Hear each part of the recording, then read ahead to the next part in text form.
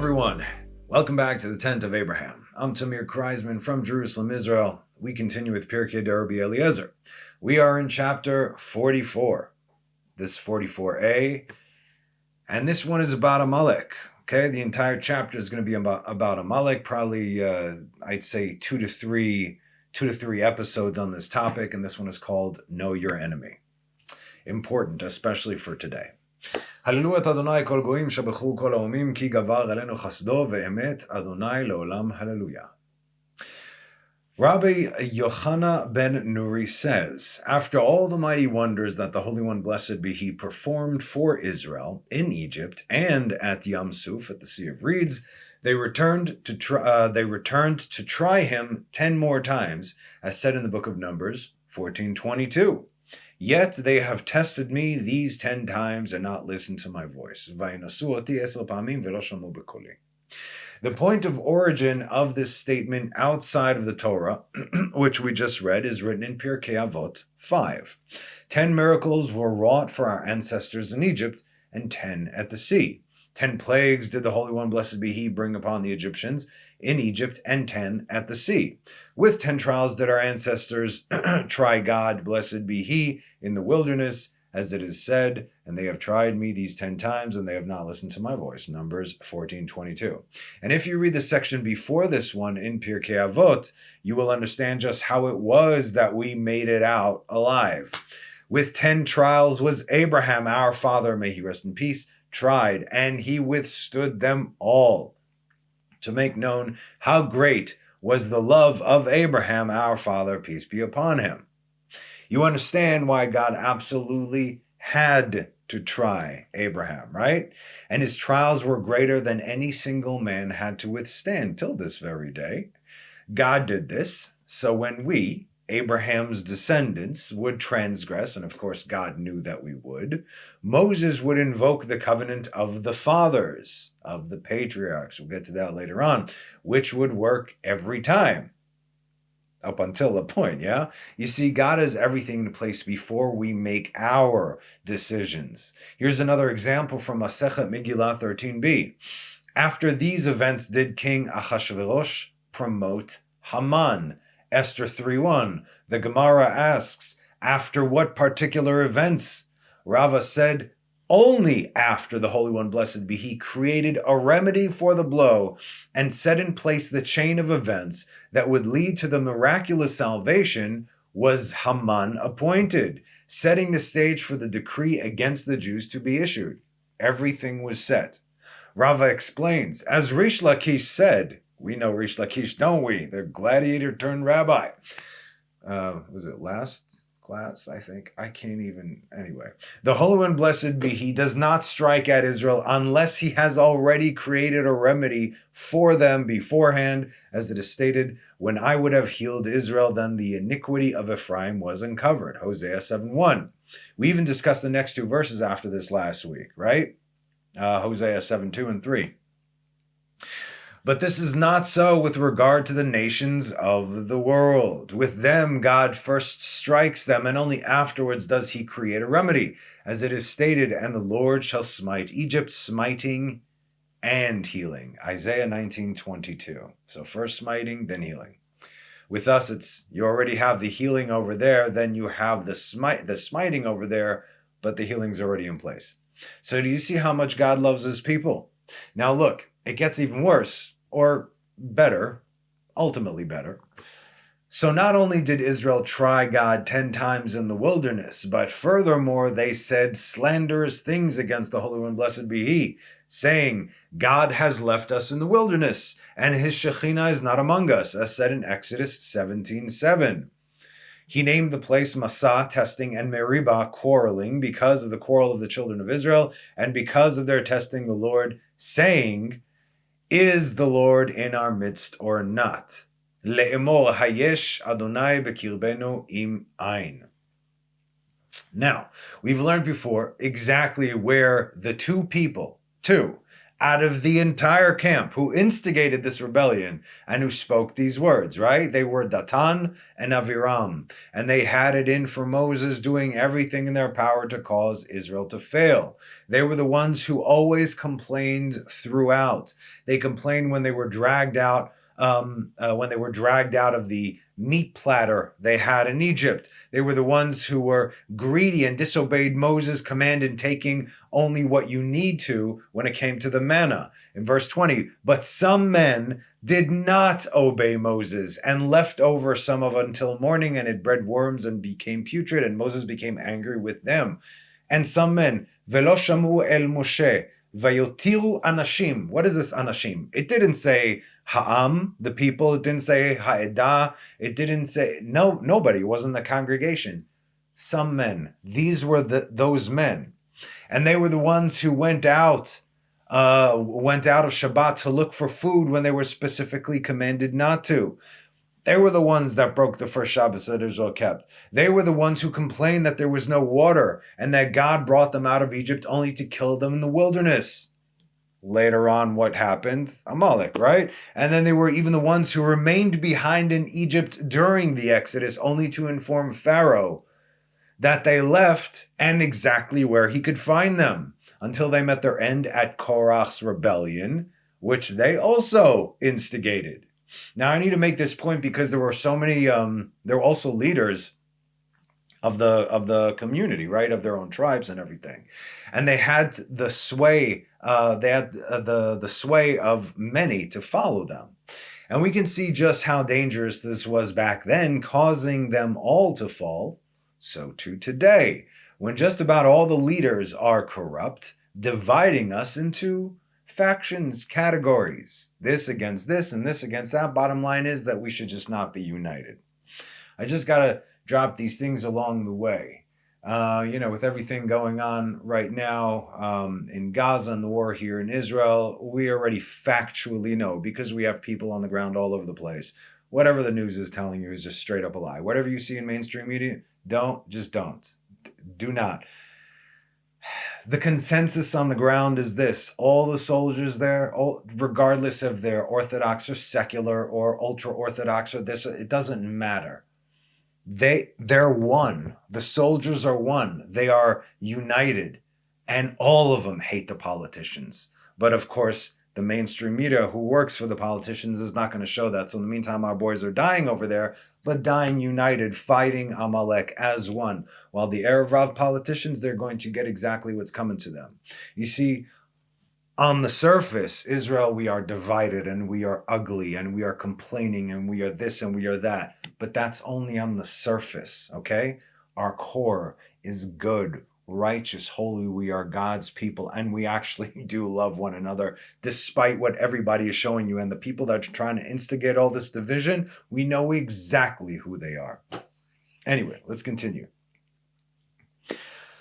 Okay, so is the Lord with us or not? Same question that, people are asking today from the other side, we'll say. I've heard people saying even worse things today all throughout the political and private sector. And what happened right after they questioned if God was with them? We're about to get into it, okay? But you even need to see the order of things and the direct cause of them. So Exodus 17, 7 and 8. He named the place Massah, testing, and Meribah, quarreling, because of the quarrel of the children of Israel and because of their testing of the Lord. Again, this was only Datan and Aviram. They started this, and they caused this chain reaction, saying, is the Lord in our midst or not? This is right after they got out of Egypt, right after they crossed the sea. Are you crazy? What? You're questioning if God is with you or not? Only a person who is really not Israel would do something like this. Next verse, Amalek came and fought with Israel and Rephidim. Immediately after. What happened the week after they did what they did during Yom Kippur here in Israel, which was the culmination of the 9 months of the anti-God protests on Shabbat? Did God not send Amalek upon us once again? This is exactly how that happened. And who do Amalek go after first? Who did they hit? Who do they hit? Who can they hit? Deuteronomy 25, 17, 18. You shall remember what Amalek did to you on the way when you were out of Egypt, when you went out of Egypt, how he happened upon you on the way and cut off all the stragglers at your rear when you were faint and weary, and he did not fear God. Stragglers in Torah and mitzvot, faint and weary in your faith in God.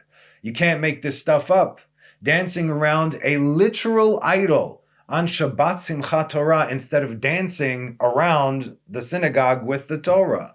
Make no mistake, Amalek are coming after all of Israel, but their way in is always with the weak ones, the stragglers, the ones who are not really connected. Strategically speaking, you always attack your enemies at their weakest point, at their weaknesses, in order to take them out. But in Israel's case, since we are all responsible for one another, Amalek would attack our weak ones, and so they have time and time again, right? Doesn't matter. We'll start with them. They'll all follow suit. They will all crumble. So we get it. We have a bit of context right now. Now let's continue with our text. Rabbi Yoshua ben Karcha says, after this incident, what is written? Vayavo Amalek. Amalek came in order to collect their debt. What is this? The word in Hebrew is lehipara, which means to close an account or to repay a debt. Lehipara mechov, pay off your debts. Now, to whom did they, Israel, have a debt to pay? To God, of course. So it was, so it is, and so it will be until we have no more weak ones. You know what I mean? When one comes from the road, from a long journey, you must greet them with food and with drink, says Pirkei de Rabbi Eliezer. This is what we call basic derech eretz, right? This is basic human decency. And this applies to every human being, whether they are tired and weary ones, or whether they are the ones to receive them. Doesn't matter on which side of that scale you're on. And they, Amalek, saw them, Israel, tired and weary from the bondage of Egypt and from the troubles and afflictions of the long journey. We understand what they had been going through in Egypt, right? We're learning all about it. I mean, they were barely hanging on to life, complete slaves to the system, right? We've also learned over the course of the years that it wasn't necessarily hard labor as in what we think today hard labor was back then, but rather, and we've gone through this, hard labor like they were working the way people do today, round the clock, just to make ends meet. And that eventually is what broke them. That is what broke their spirits. Look at the world today. People are working, they cannot even make ends meet. This isn't the world like it was 50, 60 years ago. You could be a bus driver, you can own a house, you can own a car, or even two cars and go on vacation. That's not happening today. It's not even how it was, I'd say, 10, 15 years ago is not how it is today. We see today, you go to college, nobody goes to college anymore. It's a waste of money, right? Back in the day, people went there because the degree actually meant something. Today, it's meaningless. The entire world has changed, but the old system is now actually being exposed for the lies that it put on society. If a person is not a good student, does that mean that that person is a dummy? To the contrary. If a person is not a good student, that means that person does not conform to what society says. This means that you are good, and if not, then you're not, right? Because if you look at the most successful people in the world today, as it has been, right? These things are only coming to light now. The most successful people in the world didn't go to college. They barely finished high school, if at all. They didn't need to. If you grow up in the system and you're inundated into the system, you can never go out beyond the system. The moment you break free, sky's the limit, baby, right? Okay, so we see that. So they were slaves to the system. Very important. The concept of freedom was foreign to them, as they didn't know their right from their left. What is this freedom? What does this mean that I could do whatever I want to do? I don't have to keep, rinse and repeat all over and over again just to be able to live. Today, people are working in order to survive. Forget about living, forget about thriving. I mean, come on, how many years has the American dream been dead already? Why do people still want to come in is beyond me. You see, it doesn't work. Everybody knows this already. Anyway.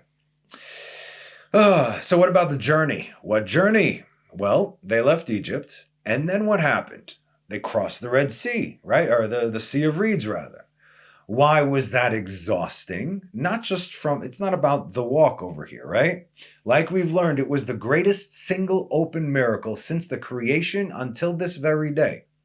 What happened at Yam Suf? They went to the sea. It did not occur to them. We know that what's going to happen over there. The sea is going to split. They didn't know this. Try and get that in your head, in that consciousness, you'd be like, whoa. And not only did it split just into two, we read exactly in the Midrash what went down over there. God created, it was like a Garden of Eden crossing through, according to Israel's, what they asked, so they should feel comfortable enough to move forward. All the miracles that happened over there. It was a few, the Song of the Sea, I think, maybe? I don't know. It was a bunch of classes ago, not too long ago. All right. So we've learned all this. So it wasn't only that they saw all the worlds there are. There's more than just one world. There's more than just one reality. They saw everything. Everything was open to them. But they experienced them in ways beyond our comprehension. The spiritual was fusing with the physical, and only by God's grace and mercy were they able to survive the ordeal and didn't explode. It's too much for a physical being to receive something like that. And the way we have perhaps a rough outline silhouette idea of what they went through. How do we know this? Because we learned it from Ezekiel chapter 1. The heavens opened up and I saw visions of God. Marot Elohim. Okay? Learning Ezekiel's Maaseh Merkava, that's what Ezekiel chapter 1 is. It gives us that understanding as he saw what they did. He saw exactly the same event that they did through a ton of filters, though, and lenses and tiny little holes. And yet, it's still one of the best descriptions we have of these worlds and realities while being vague and completely hidden. Like I said, if you're going to read this in the English, forget about it. You read it in English, you'll start your own the religion, worshiping a man god, right? If you learn it in Hebrew, you're going to stand even according to the Hebrew. There's something so much deeper here. And then once you start getting into the truly Kabbalistic aspect of it, it opens up worlds. So there was a perfect alignment over there of all the worlds, what Ezekiel saw. So it's like looking through a lens and through another lens and another lens and another lens, but not all the lenses are perfectly aligning, but just enough for you to be able to see through all the way. So the hole would be a lot smaller, right? I'm just giving you sort of an example over here. And yet, what he saw was one of the greatest things. And yet our sages say, Ra'ata shifcha alayam, ma shelo ra'a Yechezkel ben Buzi. What a handmaiden or a servant girl saw at the sea, even Ezekiel ben Buzi did not see. Okay? That ordeal, especially if you're not ready for it, and we know that they were obviously not ready for it. Nobody was ready for that. Nobody can be ready for that, right? It can drain you completely. If anybody here has had anything close to a, how shall we say, either out-of-body experience or a spiritual reality hit you, it is something that you're either unconscious, almost unconscious, completely drained, can barely move. So they're walking through this spiritual reality. You understand? Again, it's all about, there's no good explanation for this. I'm trying to do the best that I got. And this, according to Targum Yonatan, is what the Torah is referring to as tired and weary from the journey. In other words, that was the journey. They just went through that. They were completely drained. Realizing, just think about it like this. Let's say you're a person today who doesn't believe in God. You believe in evolution, that we came from happenstance, right? Speaking of happenstance, we'll get into that. Happenstance, we came from monkeys, this, that, the other, whatever, and this is our only reality. Then all of a sudden, you have this awakening and you realize You're not alone in the universe. You are created. There are other worlds, dimensions, and everything falls upon you here. Other realities. They didn't have that, or maybe they did have that, but today, if that happened to somebody, that somebody would have an existential crisis, right? Okay, so that's what's coming, by the way. So in any case, so that's what happened over here. So they were exhausted and tired and weary from the journey. What is going on right now? Right? Okay. And they, Amalek, saw them tired and weary from the bondage in Egypt and from the troubles and afflictions of the long journey. That was the journey. But they paid no heart, no attention. Velo sam el libo, meaning Amalek. They didn't care. Our sages say lo sam el libo, that's the word, right? The specific term, velo sam el libo, according to the Radal, they're referring to Isaiah 47:67. So lo is no, sam, placed, el, upon, libo, his heart. In other words, roughly speaking, I didn't care. They didn't care, okay?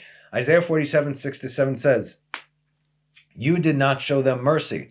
I became wroth with my people. I violated my heritage, and I delivered them into your hand. You did not show them mercy.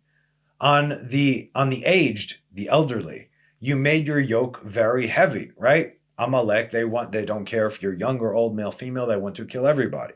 And you said, I will forever be a mistress, until you did not take these to heart, and you did not remember its end. Vatomri leolam eheye gevaret ad lo samt ele al libach, lo zachart acharita. Right? So, velo sam elibo, lo samt ele al libach. So that's the correlation over there, Isaiah 47:6-7.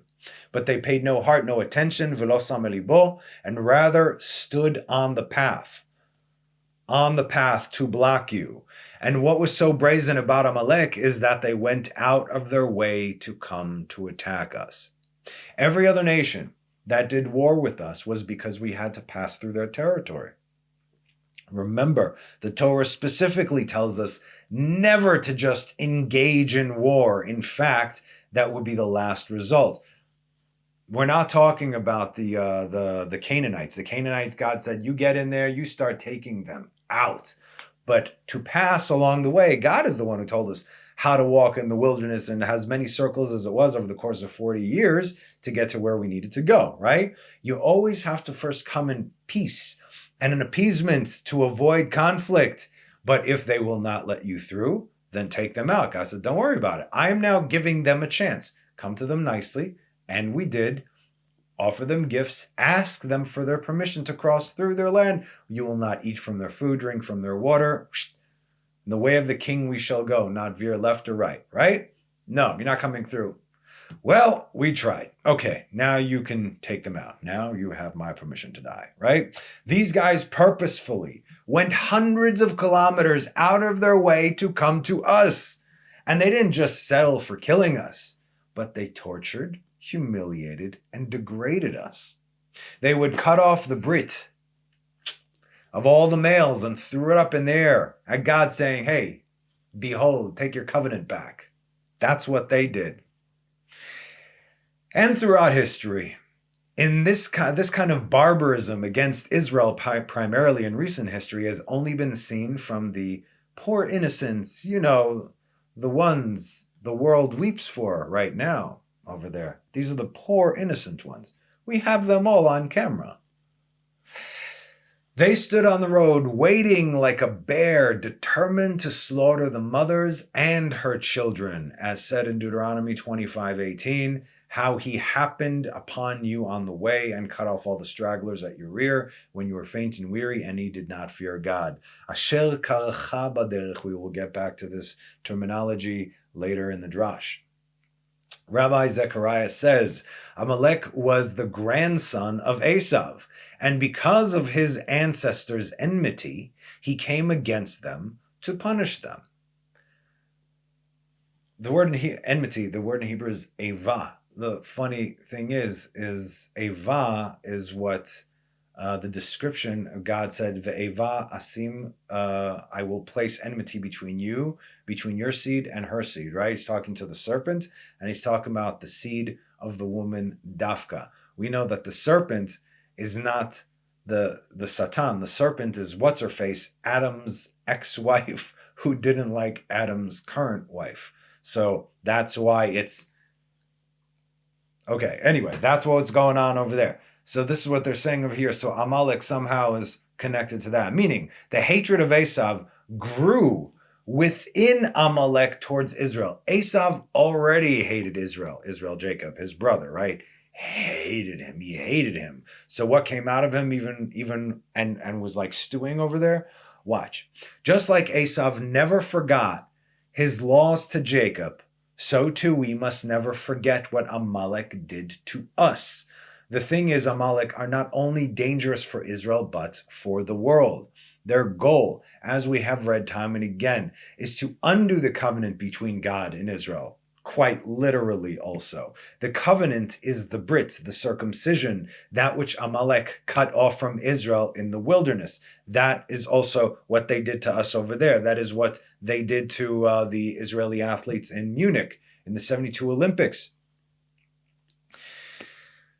Anyway, the world depends on God's covenant with Israel. As said in Jeremiah 33:25, so said the Lord, if not for my covenant day and night, right? Im lo briti yomam valayla.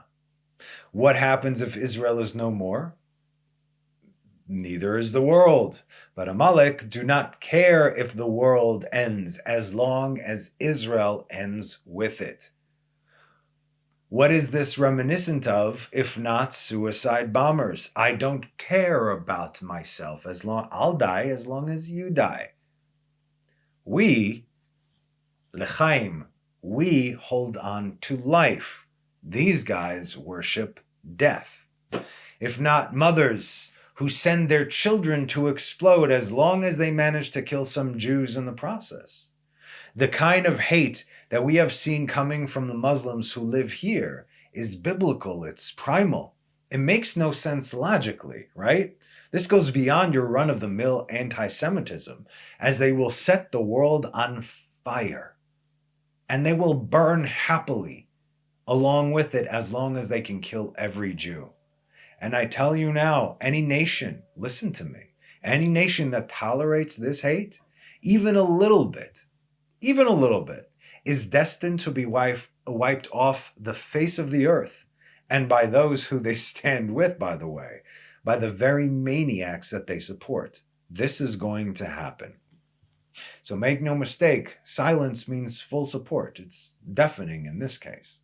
This reminds me of that post-World War II poem by the German Lutheran pastor Martin Niemöller, right? Who watched the whole Nazi Germany rise and fall with easily upward of 9 million Jews murdered.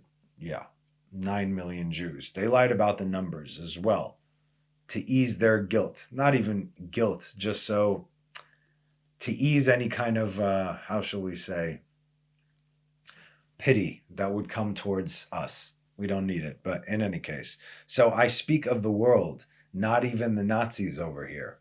The world allowed this to happen. The Zionists allowed this to happen. And today is no different. His words should pierce the hearts and minds of everyone with more than 2 brain cells today. Listen to the poem that he wrote. First, they came for the communists. And I did not speak out because I was not a communist. Then they came for the socialists, and I did not speak out because I was not a socialist. Then they came for the trade unionists, and I did not speak out because I was not a trade unionist. Then they came for the Jews, and I did not speak out because I was not a Jew. Then they came for me, and there was no one left to speak out for me. Okay, you get it. Now make no mistake, I'm not calling for anyone to start a ruckus over here. In fact, to the contrary. There is nothing that you, as the individual, can do. Judgment upon the world has already been confirmed. It's currently on its way. You guys enjoy that eclipse, by the way?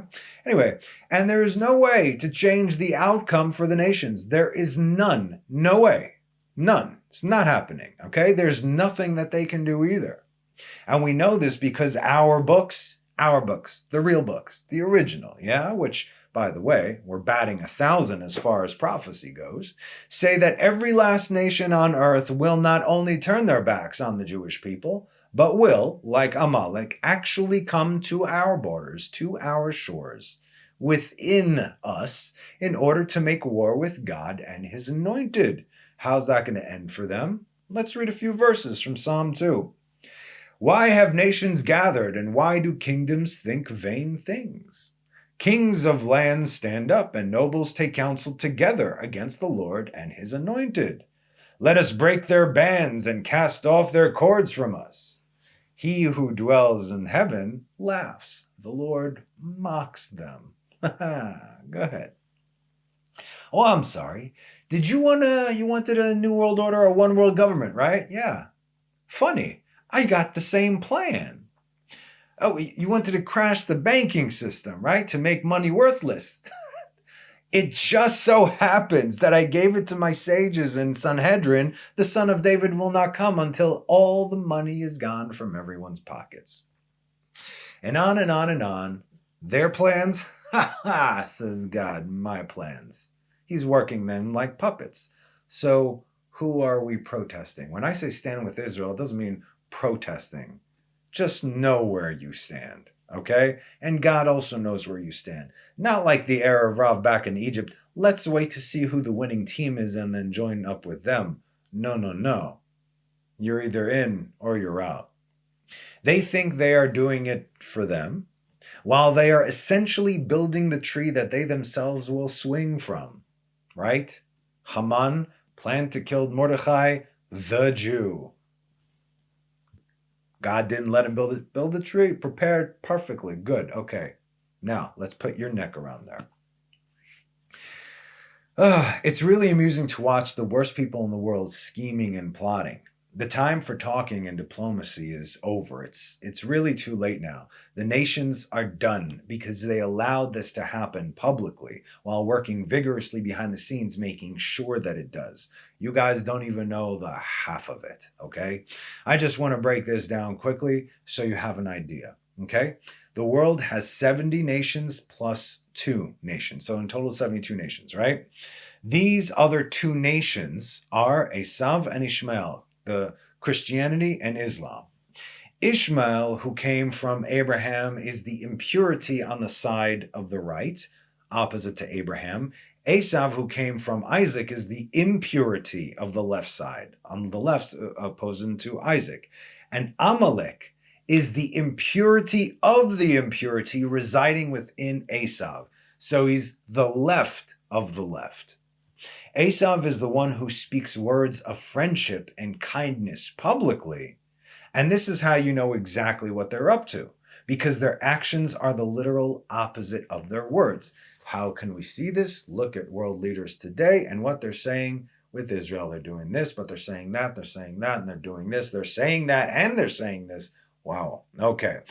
How do we know that they are Esau? Case in point, Genesis 25:27. And the youths grew up, and Esau was a man who understood hunting and a man of the field.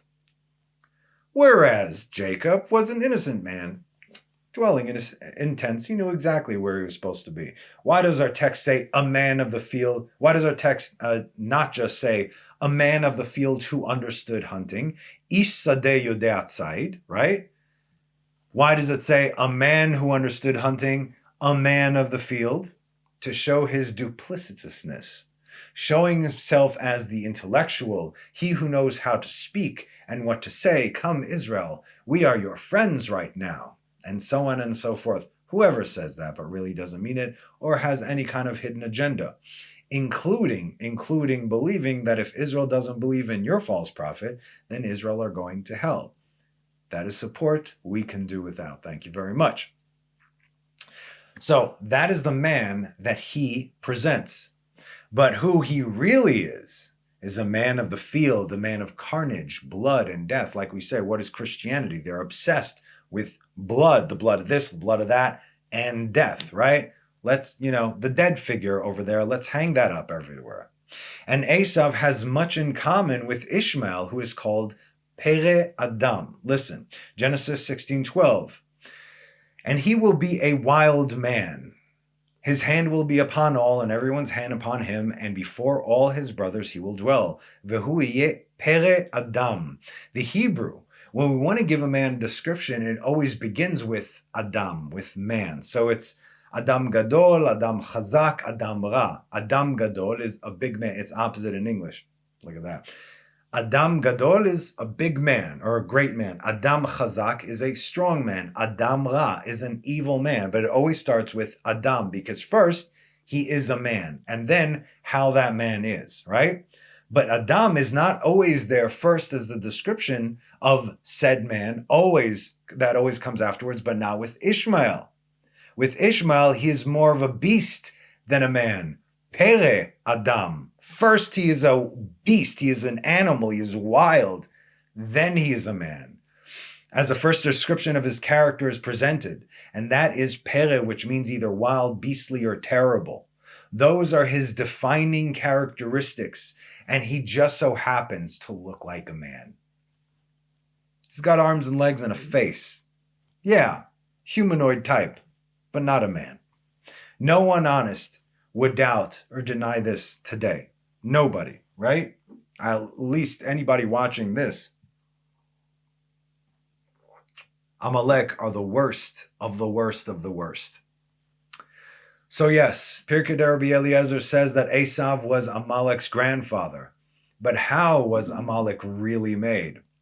From Midrash Tanchuma Vayeshev. Okay? I'm filling you guys in here. He concerned himself also with the genealogy of Esau's sons in the chapter, These are the generations of Esau, to disclose their degeneracy. You find that they too were the offspring of incestuous relations. Scripture states in one place, and the children of Eliphaz was the son of Esau, right? Eliphaz was sent by Esau to come kill Jacob. The children, as the children of Eliphaz were Teman and Omar and Zepho and Gatam and Kenaz. And Timnah, and elsewhere it states, and Timnah was concubine to Eliphaz. Daughter and concubine, what's going on here?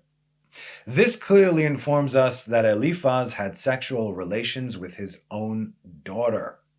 How did that occur? He had sexual relations with Seir's wife first, and made her pregnant and begot Timnah. So in other words, and then later he married Timnah as though she were Seir's daughter, when in fact she was his own. Okay, you understand what I'm saying over here? Right. So first, an adulterous relationship, so the kid that comes out is a bastard, right? Total bastard. And then he had sex with that bastard and produced a bastard, and that was Amalek. That is why it says the children of Seir, Lotan, and Timnah was Lotan's sister. 1 Chronicles 1:38-39. She was Lotan's sister by her mother, but not by his father. Eliphaz was her father, and Timnah became the concubine of Eliphaz, the son of Esau. You find likewise a degeneracy in the descendants of Seir. Since it is written, these are the sons of Seir the Horite, who sat on the land, Lotan and Shobal and Zibeon and Anah, Genesis 36:20. However, Anah is elsewhere called the son of Zibeon. And these are the children of Zibeon, Ayah and Anah. We learn from this that Zibeon had sexual relations with his own mother and conceived and begot Anah by her. Consequently, Anah was both Zibeon's brother and his son. Later, he had intercourse with his daughter-in-law and the wife of Anah, and Aholibama, right, was their child, as it said. And these were the sons of Aholibama, the daughter of Anah, the daughter of Zibeon, Esau's wife. And Esau took her as a wife. So in other words, it didn't only start with Eliphaz. So the woman that Esau married was an incestuous, and then they bore Eliphaz, and then Eliphaz did what he did. Inasmuch as they were all products of incestuous relations, Scripture mentions them only to disclose their degeneracy, because really, why do we care? Oh, yeah. Okay. And guess what nation grew from there? Nothing good came from any of them, and because they somehow carry the seed of Abraham and Isaac and the blessings therein, they will endure until the end, where they will actually meet their end. That's why it's a 70 nations plus those two. We also know in all the prophecies, those are the last two nations to remain. Finally, the last one to remain will actually be Esau. God's going to take care of them, and that's it. So like we said, nothing good came from them. But this is not the case with Israel. The Holy One, blessed be He, drew Israel near and called them His possession, His inheritance, and His portion, as His inheritance and His portion, and His possession. As it is said, for the portion of the Lord is His people, Jacob, the lot of His inheritance. Deuteronomy 32:9. And you shall be mine own treasure among all the peoples. Exodus 19:5. And I have planted you a noble vine, holy, a right seed, Jeremiah 2:21. Why did the Holy One, blessed be He, concern Himself from the very beginning of time with the genealogies of the nations? This may be likened to a king who dropped a pearl into sand and pebbles. The king was compelled to search the sand and the pebbles to recover the pearl. As soon as he recovered the pearl, however, he discarded the sand and the pebbles, for he was only interested in retrieving the pearl. You guys get it, right? I hope we have a slightly better understanding of who we are dealing with here today and who is running the show in the world today, where the nation of Esau grew today, and the worst of the absolute worst are Amalek. And these three, Esau, Ishmael, and Amalek, are ruling the world on all fronts, including and especially the Zionist state of Israel. That is correct, kids. When you see what kind of degrees the Supreme Court here in Israel and the government make, you understand, wait a minute, that's actually really bad for the Jews. That's terrible for the Jews. Why are they doing? They must know something that we don't. Let's just trust the government. Well, I could tell you who they are. Okay, so this is the Amalek version of the Erev Rav, who are in all positions of government and power in our country. Like we said, there are 5 types of Erev Rav. One of them are Amalek. They are the worst of the Erev Rav internally speaking, and their characteristics are that they cause strife between the people. They cause division. They spark the flames. Did you see what those Orthodox people, you see what those secular people, you see what everybody's split up into groups. The very parties in the Knesset are called miflagot, which comes from the word palaga, as in dor hapalaga, laflig. That is dispersion. The generation of the Tower of Babel is called the generation of dispersion, dor hapalaga, and our parties are called miflagot, the same root, the same word, sitting in the fake Knesset Israel, the fake ingathering of Israel. So long that stands, Israel can never stand. That's why we know, please God, in our time, that is going to be the first one to go. And then slowly but surely, Israel will come together. Like I said, the soldiers, they're all together. They don't care who comes from where. We're all Jews. We're fighting for our family. We're fighting for our land. And guess what? A lot of them are fighting for God now. Even secular people, they're ordering tzitziot to put on because they're witnessing miracles on a daily basis. But not our government. So you see so clearly, but people don't want to believe it because then it's terrifying. Wait a minute, what do you mean the government lied to us? Yes, about everything, all the time, everywhere. I love it that people who have doubted this now, you can't even deny it anymore. Okay, let's go on. Now the thing is, they all hate each other because that's who they are. It's part of their corrupt makeup. It's literally in their DNA. The one thing that unites them, however, is their mutual hatred of Israel. With Esau, it manifests through claiming to be Israel's closest ally and friend, supporting her with money, armaments, ammunition, and so on, right? While at the same time supporting our direct enemies in the form of Ishmael, who pledged their entire existence to destroy us. That's not going to work, right? Yeah. Just look around. This is very clear. And the Amalek Erev Rav government, how does that manifest?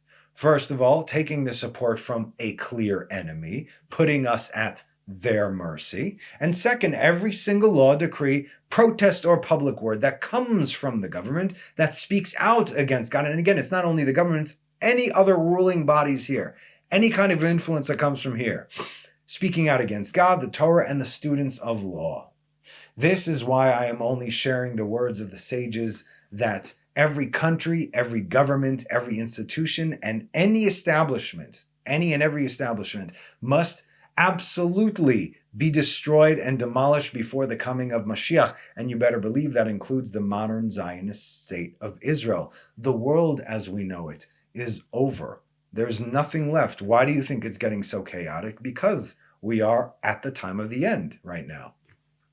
Our government is working hand in hand with the enemy as it all got exposed on Simchat Torah, right? What happened? Where was the military for 12 hours? Nobody knows, and no one's taking responsibility for that. But we're still trusting them, right? Come on. Come on. Okay. Our government is working hand in hand with our enemy. Our government is the enemy, right? So everything got exposed Simchat Torah, but they still have to put up a front for the weak-minded sheep who still believe in them, which unfortunately is, it's a lot, right? But it'll all be over soon, so no worries. So let's continue now that we have a slightly better idea. Rabbi Zechariah says, Amalek was the grandson of Esau, and because of his ancestors' enmity, he came against them to punish them, against Israel to punish Israel. The ancestral enmity that came from adultery and incest again and again over the course of generations, creating people that may only resemble human beings as far as their image goes, but not as far as their likeness. Or is it likeness or image? And they look like people, but really, not really. The cloud was surrounding the camp of Israel like a city surrounded by a wall. So this is reminiscent of Zechariah chapter 2, verse 8. 8 and 9 says, And he said to him, Run, speak to this young man, saying, Jerusalem shall be inhabited like unwalled towns because of the multitude of men and cattle therein. But I will be for it, says the Lord, a wall of fire around, and for glory I will be in its midst. This is exactly what went down in the camp of Israel in the wilderness. Only it wasn't a wall of fire, it was clouds. The adversary and enemy were unable to touch them when they were in the wilderness over there. So long as they were within the cloud or within the walls of fire later on in Jerusalem. And when Jerusalem was destroyed the first time, right? It says in Lamentations 4:12, the kings of the earth did not believe, nor all the inhabitants of the world, that a foe or enemy could enter the gates of Jerusalem. How could this be? Jerusalem was the greatest city in all of the world. They knew that this was the gateway to heaven. How could this? Jerusalem was destroyed. Did you hear that? Yeah. There are two ways to be taken out when God protects you like that. Now, we are only speaking of a united Israel, of course. The first way is if you leave the safety of that wall on your own volition, right? God says, don't go outside. It's bad. The dangerous animals and beasts out there. But you're like, nah, it'll be okay. And then you go out and you get eaten. Hey, Daddy, help me. Right? That's one. Okay? You leave on your own.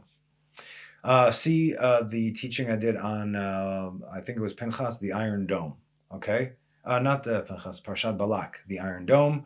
And the second is if all the inhabitants become rotten within her, then you get lamentation situation. Okay? This is what was going on. Now, again, it wasn't every last inhabitant of Jerusalem, but it was more than enough to turn the tides, and then everybody, Israel, we are one, right? We fall together as well. So how did Amalek reach Israel in the wilderness? How are they even allowed to touch Israel, right? Deuteronomy 25:18. How he happened upon you on the way and cut off all your stragglers at your rear, when you were faint and weary, and you did not fear God. In the simple text, you would think that it means what it says, the stragglers, the faint and the weary, those that were straggling along the way. But we see, wait a minute, they were surrounded by a complete protection of cloud. They didn't even have dust in the wilderness inside the clouds. There were no snakes or scorpions, nothing. They were completely protected. So what does it mean that when they were moving, they weren't always moving, and it wasn't necessarily when they were moving, it's when they were encamped. So how could this possibly have happened, right? Okay, just remember that.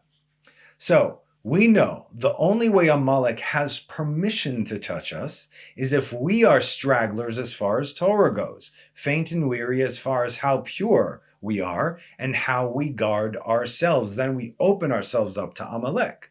Keeping that in mind, let's continue with our text. We'll get back to this in a moment. The cloud was surrounding the camp of Israel like a city surrounded by a wall. The adversary and enemy were unable to touch them. But rather, anyone who needed an immersion to dunk in a mikveh, the cloud would spit them out of the camp of Israel that was holy, as said in Deuteronomy 23:15. For the Lord your God goes along in the midst of your camp to rescue you and to deliver you from your enemies before you. Therefore your camp shall be holy, so that he should not see anything unseemly among you and would turn away from you. Right? Because that means it's not... if it's a few, then they get thrown out. If it's more than a few, then the presence of God leaves, and then it's fair game, right?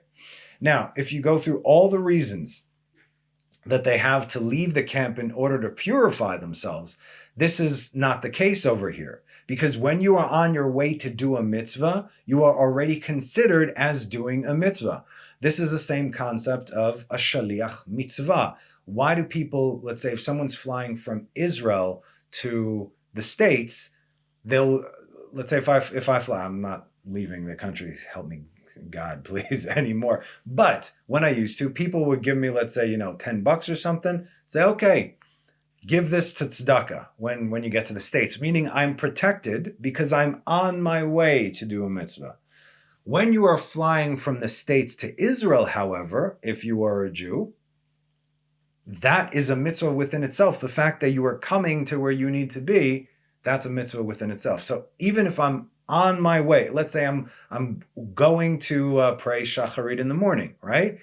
The fact that I wake up in the morning, from that moment, wake up in the morning, even from the night before with intent, I'm waking up in the morning, I'm going to daven, preparing myself, and even walking to the synagogue, just that walk is as if I'm already doing that mitzvah, okay? So it's all part of it.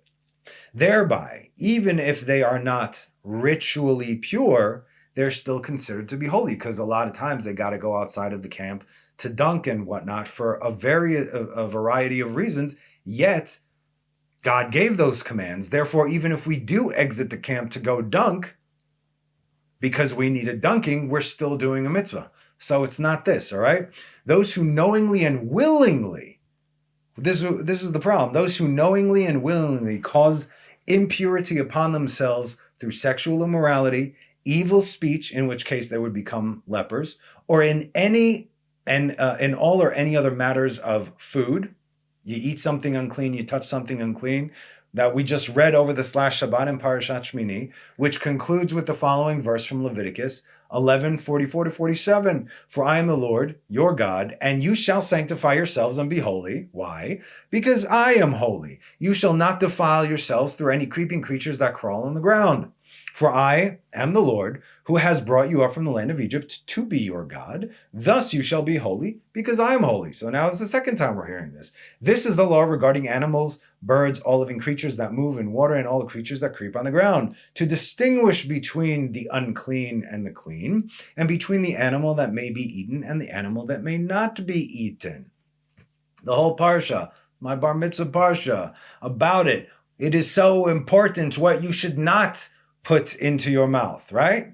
So I guess it is important after all what you put in a mouth that can defile a man. Whoopsie. As we can see, there are plenty of ways to be unholy and impure. And if you, in your mind, wish to live as Israel within the protection of the cloud, we're talking about if you really are actually a Jew, yeah? With the protection of the cloud, without keeping up with God's commandments, then you will quite literally be expelled. You will be spit out or left behind or whatever. And that, by the way, is also going to happen. When Mashiach comes here, right, as he should, what's going to happen? Everyone that is not Israel will be expelled. Everyone, okay? Especially people who either falsely converted through reform or conservative or whatever, which is not recognized by any means because they don't even follow the Torah. People who identify as Israel or whatever. That's not how this works. And you will be completely expelled because I, the Lord your God, am holy, and you will be holy because I am holy. So just like the cloud was protected, so too will Israel be protected. All of Jerusalem, that's going to be Israel pretty much. So you will be spit out. And what lurks beyond the protection of the cloud, but monsters in the form of man. So it was back then, so it is today. Now, hold on. I have to address this, I know. Where do the Noahites fit in? There's going to be a cleansing. Once all those posers and fakers are expelled, that's where the Noahites who recognize the God of Abraham, Isaac, and Jacob, and no other form of false god or prophet or whatever, lamb, man, whatever, then they come in, then they live with Israel. That's it. That's how this works. So it was, so it will be. Moses said to Joshua, choose for us men, as said in Exodus 17:9. So Moses said to Joshua, choose men for us and go out and fight against Amalek. Tomorrow I will stand on top of the hill with the staff of God in my hand. Bechal lanu anashim, for our sake, of course. Not all of Israel is to fight Amalek, especially not at the point when they were at their absolute strongest, which was then. Moses continues, men who are the sons of the patriarchs, he says. Okay, but are not all Israel the sons of the patriarchs? Perhaps by blood. Here's my point. But what they are referring to here are those who behave like the patriarchs, those who have that fear of God like the patriarchs, those who have a yearning and a desire and run after his mitzvot to do them like the patriarchs. The merit of the fathers is what got Israel out of Egypt and through the wilderness, right? We see it. Zechor lanu brit avot. Please remember the covenant that you made with our forefathers. Every single time that God was about to wipe Israel out, Moses like, but you promised Abraham, Isaac, and Jacob. Got me again. Love it. Okay? We even got out of the first 3 exiles because of the patriarchs, right? So we got Babylonian, Medo-Persian, and Greek. What's the last one? The last one is Roman. That's what we're stuck in today. We don't have a 4th patriarch now, do we? It's all about us. It's all about Shuvah. This we discussed last week, and the week before, and the week before, and for some time now. Deuteronomy 10:15. Only your forefathers, the Lord, desired to love them, and he chose their seed after them. You, out of all peoples, as it says this day. In other words, because of the patriarchs. So, the sons of the patriarchs, right? If a person behaves like their father, you're your father's son for sure, right? Or maybe he looks like his dad, which is, takes away any other doubt, right? Our text goes on to give us a description of who the sons of the patriarchs really are. Men who are mightily strong and brave. So we clearly that means the biggest and buffest and baddest Hebrews that he could find, right? Wrong. Because then it says, Yirei Shamayim, God-fearing. That's what makes a person strong and mighty, is it not? From Avot de Rabbi Natan, chapter 23. Who is the mightiest of the mighty? One who is able to conquer his desire, his inclination, as said in Proverbs 16:32. Better to be forbearing than mighty, and to have self-control than to conquer a city. You want to do something, your entire body is pulling you to do that, and yet, no. And it's not easy. If it's like, no big deal, that's not, you're not conquering it, obviously, but those moments where, but no, that's what we're talking about over here. And one who conquers his desire is considered as if he had conquered a city full of warriors. As it says in Proverbs 21:22, one wise man prevailed over a city of mighty warriors. And again, wisdom is the beginning of irah, of reverence of God. The true warriors are warriors in Torah, as said in Psalms 103:20. Mighty warriors do his bidding, following the mitzvot, right?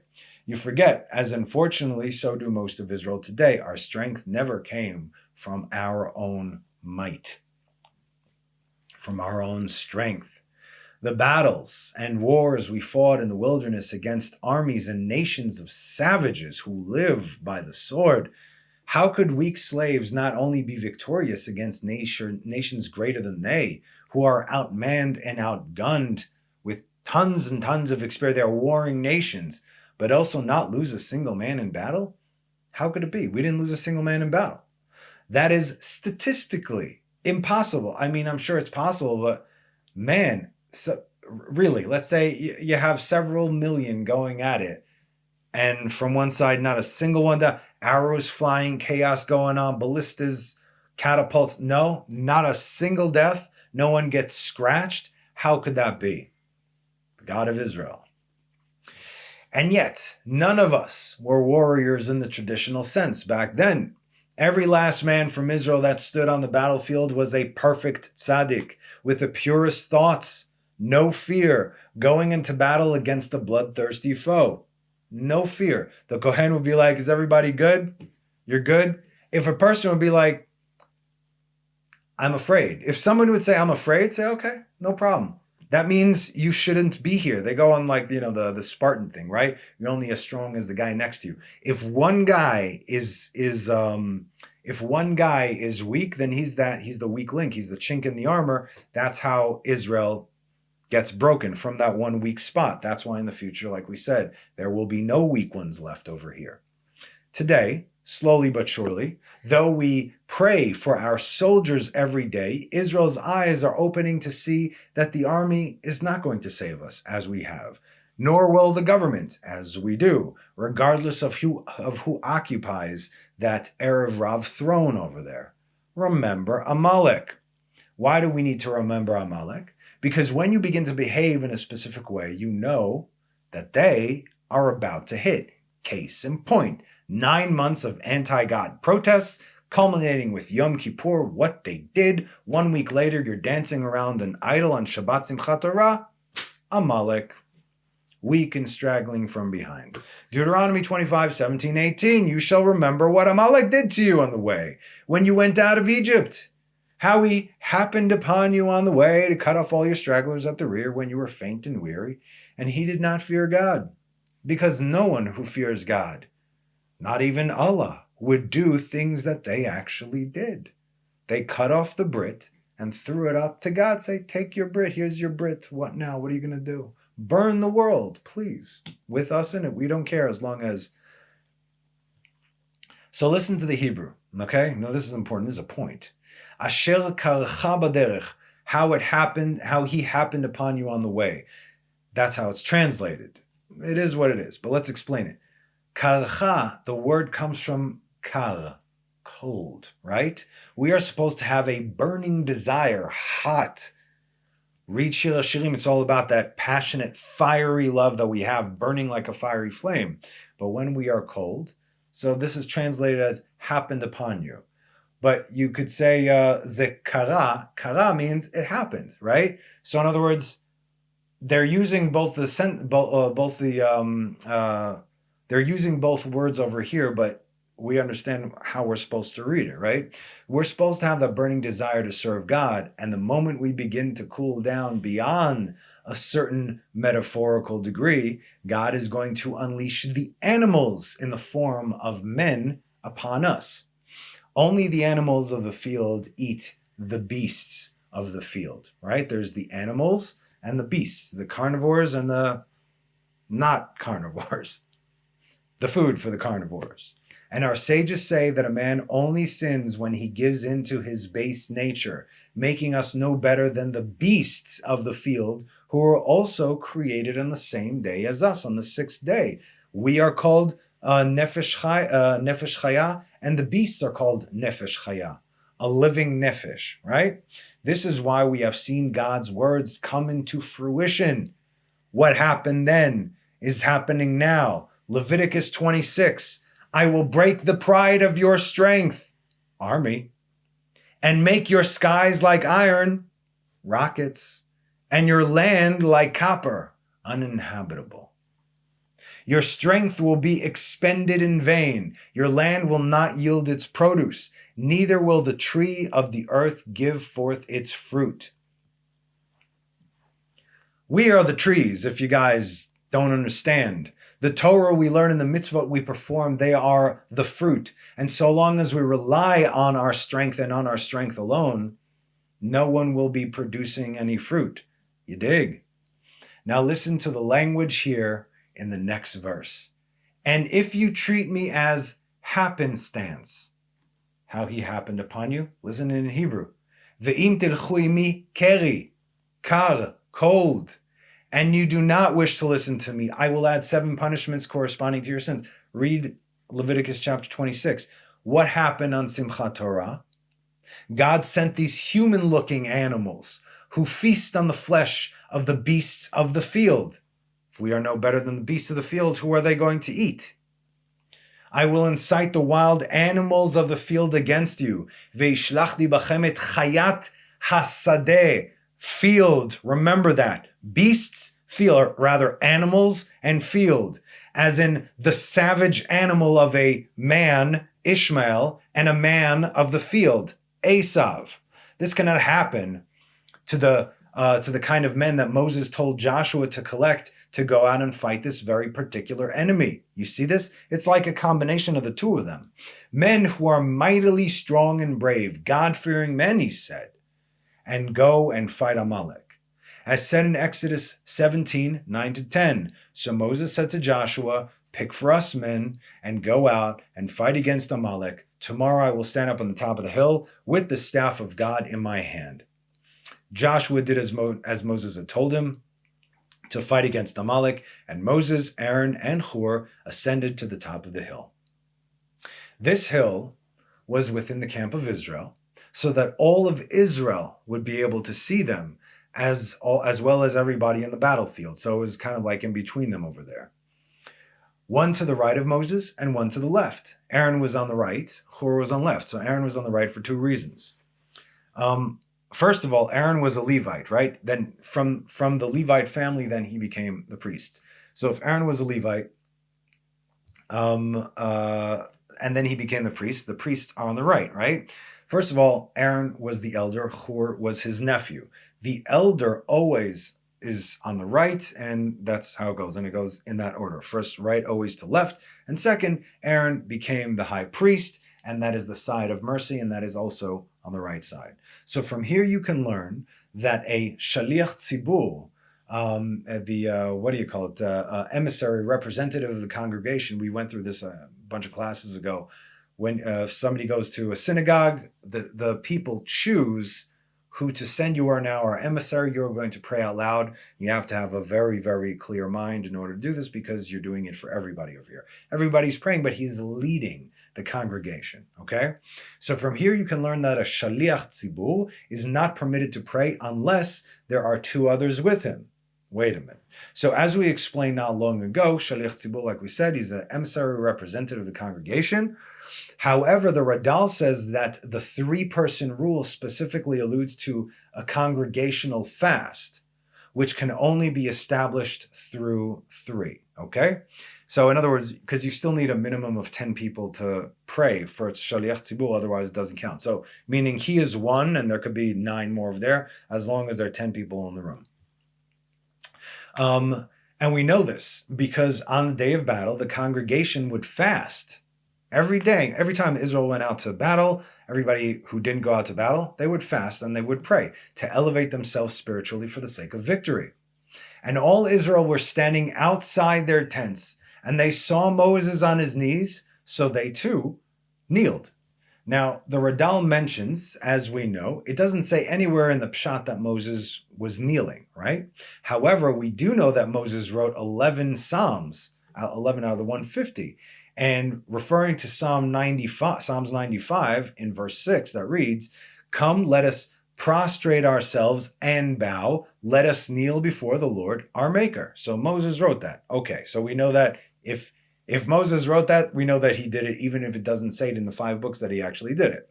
And we also gather that this was likely during the time of this battle with Amalek, as we can see the event referring to right before this in the next verses in this Psalms. So we just read 6. Here's verse 7, then we'll read 7 and 8. "For he is our God, and we are the people of his pasture and the flocks of his hand. Today if you hearken to his voice.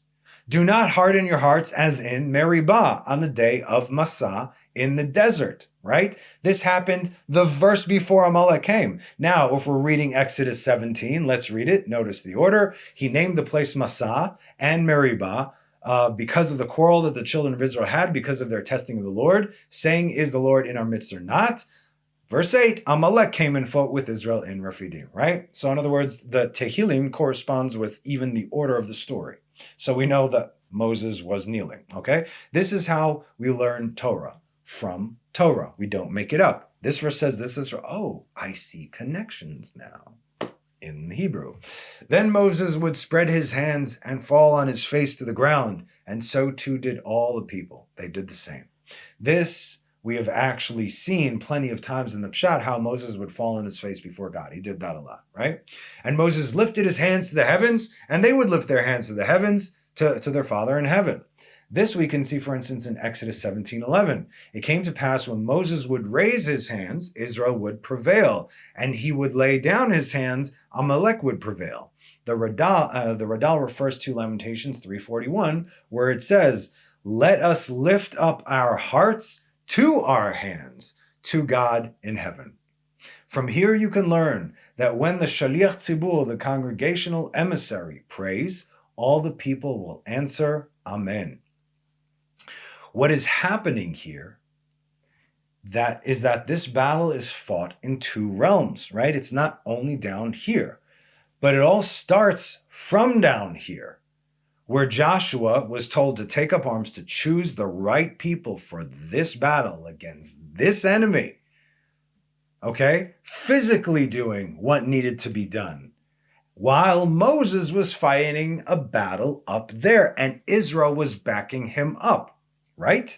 And the Holy One, blessed be he, caused Amalek and his people to fall by the sword. As said in Exodus 17:13, Joshua weakened Amalek and his people within the edge of the sword.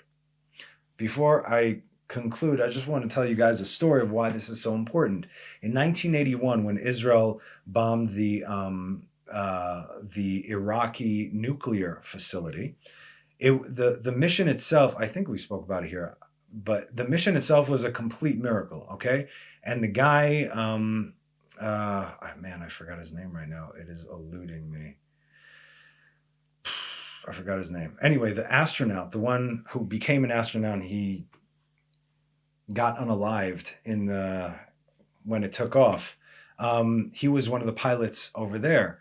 Guy was completely secular, and yet when you hear him speaking, he was at this event and he was speaking about it. They basically explained to them, listen, you're going there and it's a suicide mission because there's not enough fuel to take you there and bring you back. In other words, you're going to do the job, but you're not going to make it back. And he says, and we all thought about it, again, secular guy completely goes, he said this and then goes, you know what? F it. They try to kill my parents and grandparents in the Holocaust and everything. They're trying to kill us all the time. They're not doing this again. Yeah, I'll die for this. I'll die for my family. I'll die for Israel. This is a big deal, right? Okay. So now what did Menachem Begin, probably the only good leader, real, not Erev Rav by any means, the man was a tzaddik. He always, when he would speak to Israel, he'd go, Achai HaYehudim, my Jewish brethren. That's how he would address everybody, and everybody loved this guy, really unifying people. In any case, before they go on a crazy military campaign, Ramon, his name was Ramon, right? Something Ramon. Ilan Ramon, that's his name. Okay. Ilan Ramon, you can Google him. So before Israel went on a military campaign, they would do what? They would consult with the greatest sages of the generation. So in that case, he went to a Rav Kaduri. Okay, they don't consult with anybody today. Plus today, all the rabbis are bought and paid for. Just like in the kingdom of Ahab, he had 400 false prophets, bought and paid for. Tell me what I want to hear. Didn't really end up well for him. We learned all about it, but he did tshuva regardless, right?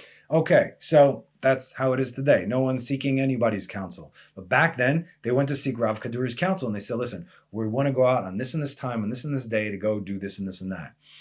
Rav Kaduri said, I want you to change the time of the day, because when they were going out is when the yeshiva students The yeshiva students were on break. We want you to go out when they're not on break, when they're in the Beit HaMidrash, when they are studying, and that they're all going to be focused on the mission that is going on right now. So they're studying Torah for this mission that is taking place. They changed the times according to what Rav Kaduri said, and they had absolute miracles. The guy said, and I also heard from another a rabbi who was actually working on their planes at that time. They ran out of fuel already in Iraq. Okay? To turn around and come back, they were flying on empty. And yet their tanks they were empty, but the planes just kept on flying to the point that they even, before they landed, they did a flyby just to show off. Incredible what they did. The whole Top Gun 2 is based on that. Israel actually did that, okay? With F-16s. Anyway, very cool stuff. So what I'm saying is, when Israel is on a military campaign, if they understand that there are people that fight over here and there are people that fight over there, they need to work together because the strength never comes from there, ever. Case in point, look at what happened with Hasmoneans, right? A couple of elderly, not a couple, a few, a bunch, maybe dozens, maybe hundreds of elderly priests were fighting off the Greek army. The Greek army, that's impossible. And yet, okay, so we understand. So now I hope you understand, though this is this is a spiritual war, if we do not take physical action, it means nothing. We always have to do something physical. It's all about down here, right? We can't just believe and pray and Amalek will disappear. We have to do something, but this is why we need warriors on both fronts. And if all Israel would do this as one, praying and fasting in the home front, while the soldiers on the ground, they would have tremendous victory. And we need both, but remember and never forget, the source of our strength always comes from God and God alone. Amalek was the first battle and will be the last battle that we have to fight as a nation and as individuals as the war rages on. So stick around. There's more to come on this topic.